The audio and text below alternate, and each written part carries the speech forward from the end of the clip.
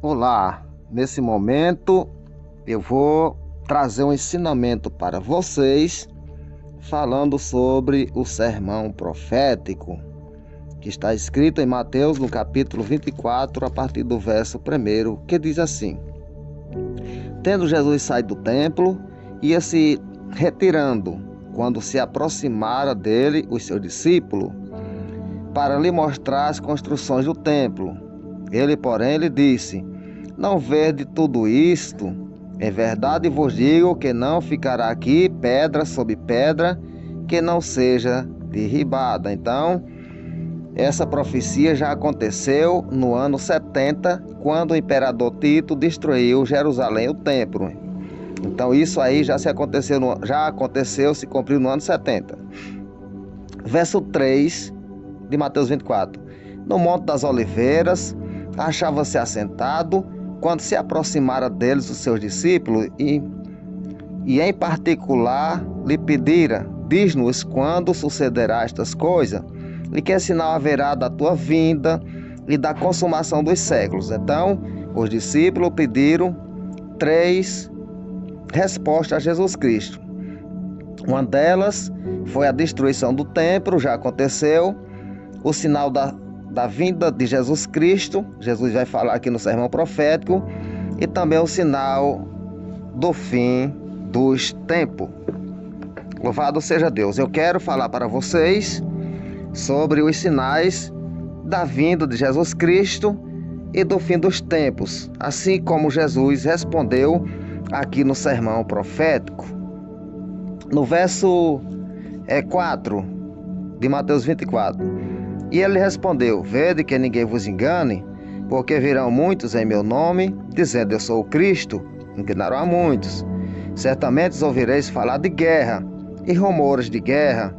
Vedes, não vos assusteis, porque é necessário assim acontecer, mas ainda não é o fim. Então, rumores de guerra, notícias de guerra, Jesus falou para eles que não ficasse assustado, porque não seria o fim. E verdadeiramente não será o fim, porque nunca deixou de existir guerra e rumores de guerra. Louvado seja o nome de Jesus. Verso 7. Porquanto se levantarão nações contra nações, reino contra reino, e haverá fome e terremoto em vários lugares. Então, reino contra reinos já se levantaram muitas vezes, fome e terremoto já aconteceu em vários lugares. Verso 8. Porém, tudo isto é princípio de dores. Isso são princípios de dores. Verso 9. Então, sereis atribulados e vos matarão.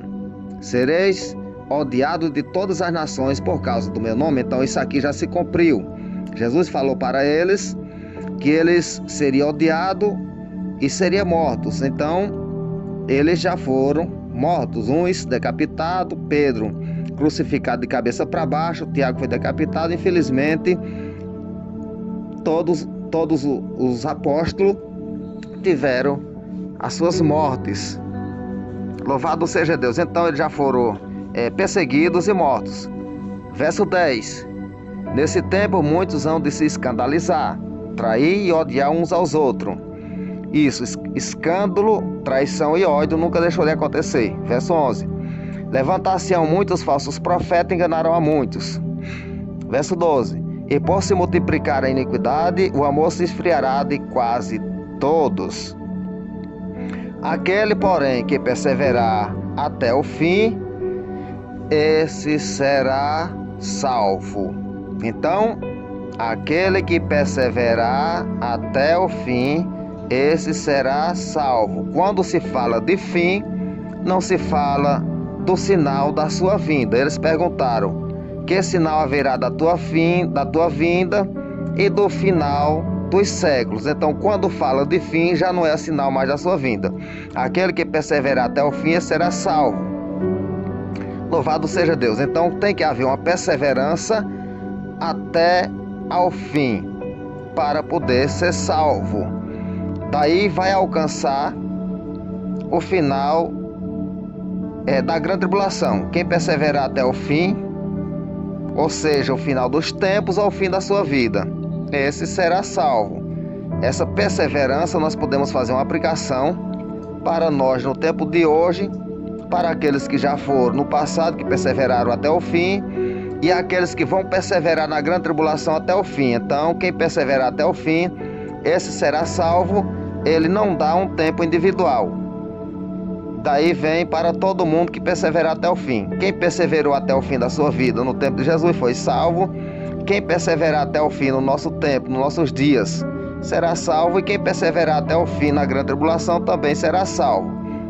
Verso 14. E será pregado este evangelho do reino por todo o mundo, para testemunha a todas as nações. Então virá o fim. Então, aqui já não fala mais do sinal do arrebatamento, da sua vinda. Aqui já se refere o fim dos tempos. Aqui já se fala de fim. E será pregado este evangelho do reino por todo o mundo, para testemunha a todas as nações. Então virá o fim. Daí vem o fim, quando este evangelho do reino for pregado a todo mundo e em todas as nações. Este evangelho do reino só será pregado a todo mundo e a todas as nações na falsa paz, juntamente com os últimos 3 anos e meio da grande tribulação. Este evangelho vai ser verdadeiramente pregado a todo mundo e a todas as nações na falsa paz, no período da grande tribulação, porque todos os crentes que não subirem no arrebatamento da igreja, juntamente com os familiares dos crentes que não eram crentes e não subiram, e as 2 testemunhas, os 144 mil de Israel, todos eles pregarão este evangelho do reino a todo mundo e por todas as nações. O evangelho vai ser pregado com força na falsa paz, porque ali todos aqueles que conhecem a palavra de Deus, eles entendem e sabem que verdadeiramente o fim é aquele tempo. Então eles não terão mais medo da morte, não temerão mais a morte, e pregarão a todas as nações, seja decapitado, seja mortos de qualquer jeito. Porém, os crentes daquela época, os convertidos da grande tribulação, eles não amarão as suas vidas até a morte. Eles pregarão o evangelho com força. Eles saberão que não há outra saída a não ser crer no Senhor Jesus Cristo, ser obediente e pregar com força. É por isso que vai ser salvo uma grande quantidade de pessoas, que não há numeração, assim como está escrito no capítulo 7 do Apocalipse, quando chega aquela multidão vestida de branco, quando João pergunta ao ancião: quem são esses, de onde vieram? E ele disse: meu Senhor, tu sabe, esses são os que vêm da grande tribulação, lavaram as suas vestiduras e os branquearam no sangue do Cordeiro. Então o evangelho vai ser pregado com força no período da grande tribulação.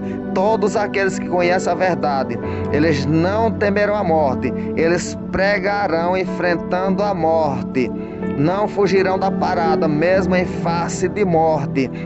O evangelho será pregado por todo mundo e por todas as nações. Aonde os crentes não puderem entrar, entrarão Moisés e Elias, porque a Bíblia nos revela que quem quiser fazer dano àqueles 2 profetas, sai fogo da boca deles e consome os seus inimigos na hora. Então, nesses países que é proibido entrar o evangelho, e os crentes não poderão entrar porque serão mortos, Moisés e Elias entrarão, e quem vier fazer mal morre queimado, porque sai fogo da boca e mata os seus inimigos. Mas eles passarão por cima, pregarão o evangelho e só serão mortos no final do seu ministério, no final dos 3 anos e meio da sua pregação, quando a besta que vai surgir do abismo vai fazer guerra, vai matar, e eles passarão 3 dias e meio mortos na praça de Jerusalém. Então eles só morrerão quando a besta que surgiu do abismo fazer guerra e matar aqueles 2 profetas. Então daí é o tempo que o evangelho será pregado a todo mundo e a todas as nações, vai ser na grande tribulação. Amém? Louvado seja Deus. O arrebatamento da igreja, ele pode acontecer a qualquer momento, mesmo sem o evangelho entrar nos países que são proibidos. Esse evangelho só vai entrar nesses países que são proibidos na grande tribulação. Verso 15 do capítulo 24 de Mateus. Nós estamos ainda falando sobre o sermão profético. Para responder as 3 perguntas dos apóstolos do Senhor Jesus Cristo. A primeira foi a destruição do templo, que já aconteceu no ano 70. A segunda é o sinal da vinda dele. E a terceira, o sinal do fim dos séculos. Então, vamos para o verso 15 do capítulo 24 de Mateus, que diz assim: quando, pois, vir do abominável da desolação de que falou o profeta Daniel, no lugar santo, quem lê entende. Então, quando for posta a abominação desoladora de que falou o profeta Daniel, no lugar santo, quem lê entenda. E que desolação, louvado seja Deus. Quando for posta a abominação desoladora no lugar santo, que ele entenda. A abominação desoladora vai ser a imagem do anticristo no santuário lá em Jerusalém. Então quem lê e quem vê entenda. Quando a imagem da besta estiver no santuário em Jerusalém, então que as pessoas entendam. Dali por diante, então virá verdadeiramente o fim. Verso 16: então os que estiverem na Judéia fujam para os montes. Essa palavra não é referente ao pessoal da igreja, ao pessoal que vai ser arrebatado, porque o pessoal do arrebatamento não dá tempo fugir para a Judéia. Não dá tempo fugir, não dá tempo ir para lugar nenhum, porque Paulo escreveu nas cartas escritas aos Coríntios que o arrebatamento da igreja é como abrir e piscar de olhos. Vou repetir o verso 16 de Mateus 24. Então os que estiverem na Judéia, fuja para os montes. Não dá tempo de fugir para os montes no arrebatamento da igreja. Então é o povo judeu que vai ter que fugir para os montes. Verso 17: quem estiver sobre o eirado, não desça a tirar da casa alguma coisa. Então no arrebatamento não dá tempo de descer do eirado para pegar alguma coisa, e nem precisa pegar alguma coisa para subir no arrebatamento. Esse texto é referente ao pessoal que não foram arrebatados, principalmente ao povo judeu, que terão que fugir. Verso 18: e quem estiver no campo, não volte atrás para buscar a capa. Porém, no arrebatamento da igreja, não é preciso sair do campo para buscar a sua capa, que quem for arrebatado não precisa levar capa. Esse texto é referente ao pessoal que não vão subir no arrebatamento, principalmente o povo judeu. Verso 19: ai das que estiveres grávida e das que amamentam naqueles dias. Ai das que estiveres grávida e das que amamentam naqueles dias. Que dias são esses? Os dias da grande tribulação. As mulheres que estiveres grávida e as que estiverem amamentando, elas sofrerão, porque terão que fugir. E aquela fuga, Deus, aqui no verso 20, ouça o verso 20 de Mateus 24. Orai para que a vossa fuga não suceda no inverno nem no sábado. Por quê? Ele fala que eles deverão orar para que a vossa fuga não suceda no inverno nem no sábado, porque isso não se refere ao arrebatamento. No arrebatamento da igreja não haverá fuga, haverá arrebatamento. Então, orai para que a vossa fuga não suceda no inverno nem no sábado. Por quê? Ele falou que teria que orar para que a vossa fuga, o dia deles fugir, não acontecesse no inverno nem no sábado. Porque no inverno as mulheres grávidas e as mulheres que estão amamentando, elas sofrerão muitíssimo. Será grande o sofrimento para as mulheres grávidas e para aquelas que estão amamentando fugir de diante do anticristo no inverno. Por quê? Porque no inverno o deserto é muito gelado. Além das chuvas, vem o frio, a geada, o gelo. Então, para uma mulher grávida ou amamentar fugir para o deserto no inverno, fica muito difícil para ela sobreviver com seus filhos. Então, verso 21, porque nesse tempo haverá grande tribulação, como desde o princípio do mundo até aquele tempo não tem havido e nem haverá jamais. Então, naquele tempo haverá grande aflição ou tribulação, como nunca tem havido e nem haverá jamais. Então, ai das grávidas, porque o sofrimento será muito grande. Se fugir no inverno, vai morrer de frio no deserto. E no sábado, porque Jesus falou que deveria orar para que não fugisse nem no inverno e nem no sábado, para que aquela fuga não acontecesse nem no inverno e nem no sábado. É porque o povo judeu, eles têm uma tradição antiga que no dia de sábado ele só pode andar a distância de 1 quilômetro. O povo judeu ainda obedece à lei de Moisés e eles não se movimentam muito no dia de sábado. Então, eles morrerão por conta que eles estão obedecendo à lei de Moisés e não fogem no sábado.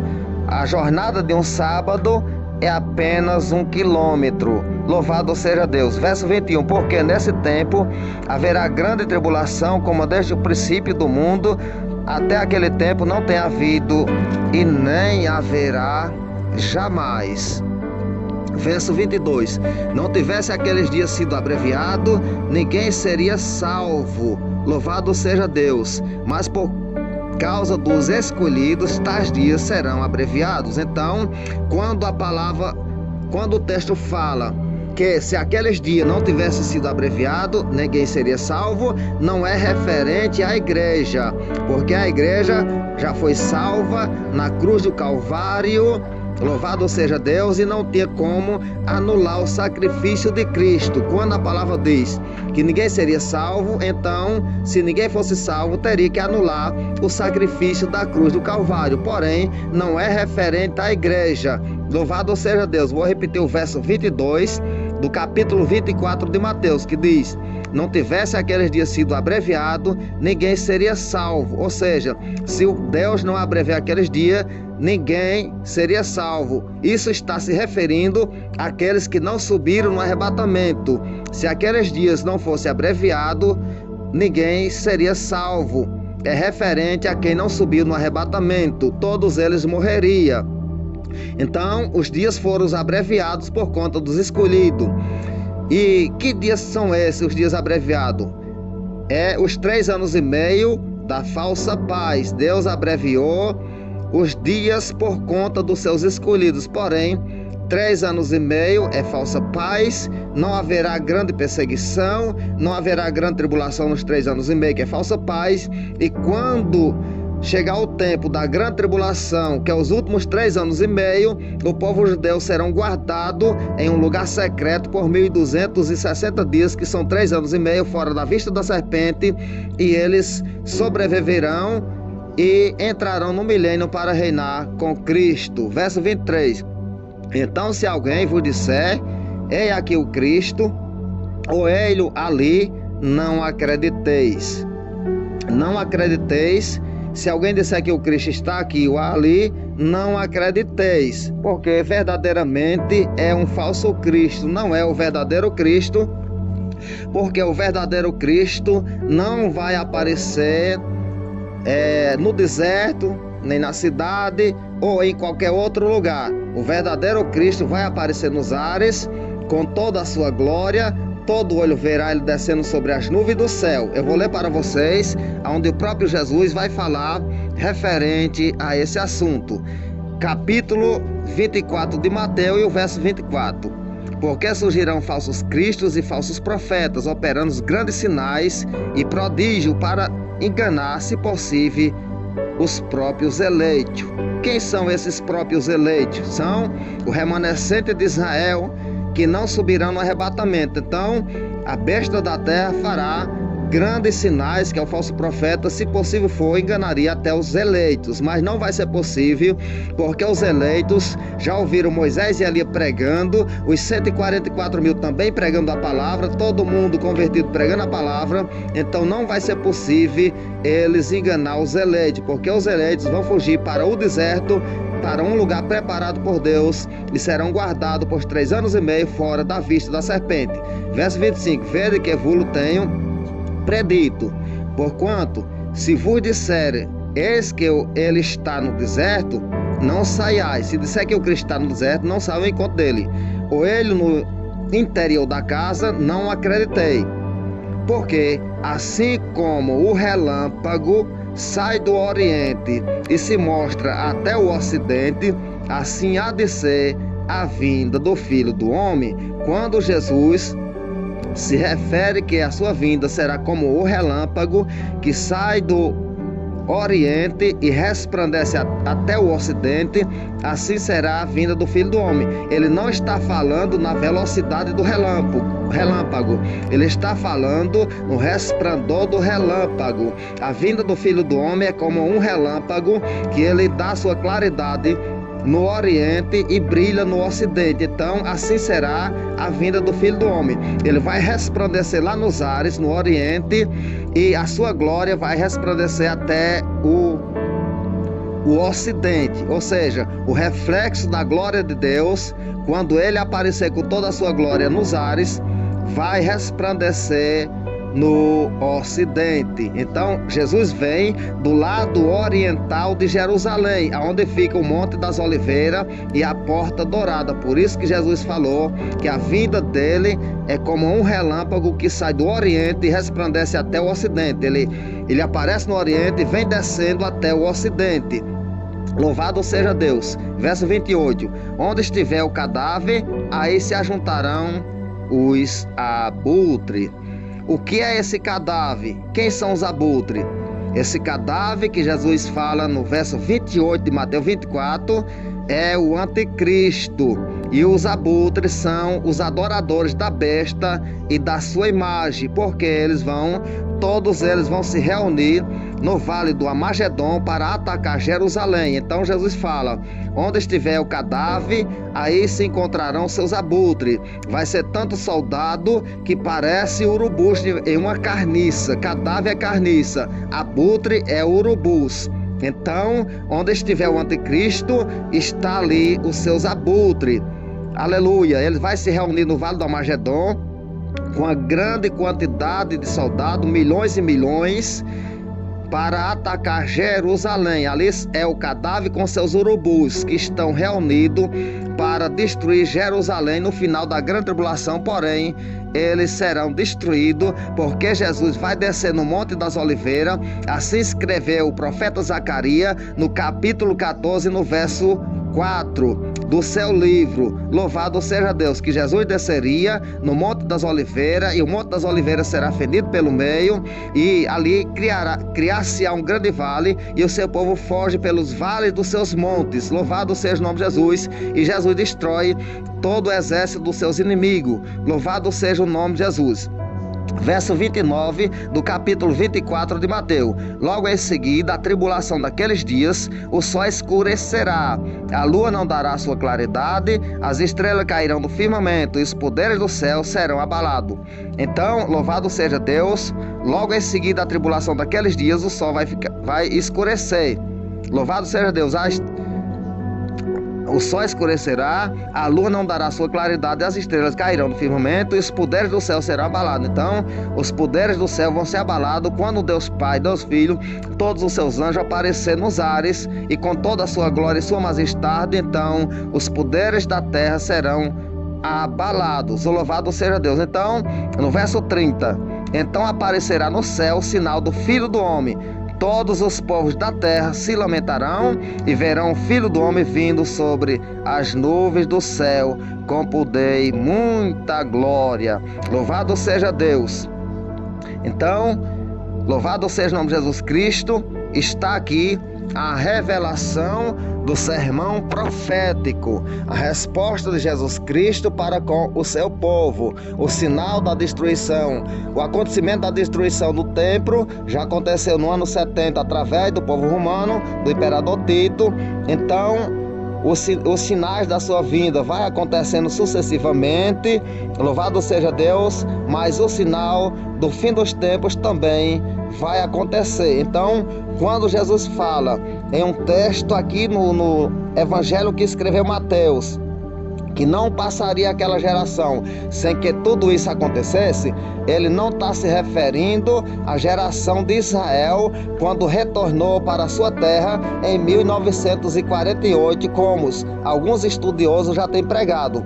Não é referente àquela geração. Louvado seja Deus. A geração que Jesus se refere, que não passará esta geração sem que tudo aconteça, é a geração que estiver presenciando a grande tribulação tribulação, que estiver vivendo os últimos tempos, que presenciar todos aqueles acontecimentos da grande tribulação, então aquela geração não passa sem que tudo aconteça. Louvado seja o nome do Senhor e Salvador Jesus Cristo. Fica com Deus. Deus é teu Pai, é teu Senhor, é teu Salvador, é aquele que nos ajuda, é misericordioso. Louvado seja este nome poderoso. Então, quem estiver me seguindo pelo Instagram, me siga pelo YouTube para que você possa curtir os vídeos completos. É só escrever o meu nome, José Nazário da Silva, através do YouTube, ou falar no microfonezinho que sai todos os meus vídeos. Então, você se inscreve no canal, deixa o seu like para ser notificado todas as vezes que eu lançar um novo vídeo. Fica com Jesus, para a glória de Deus.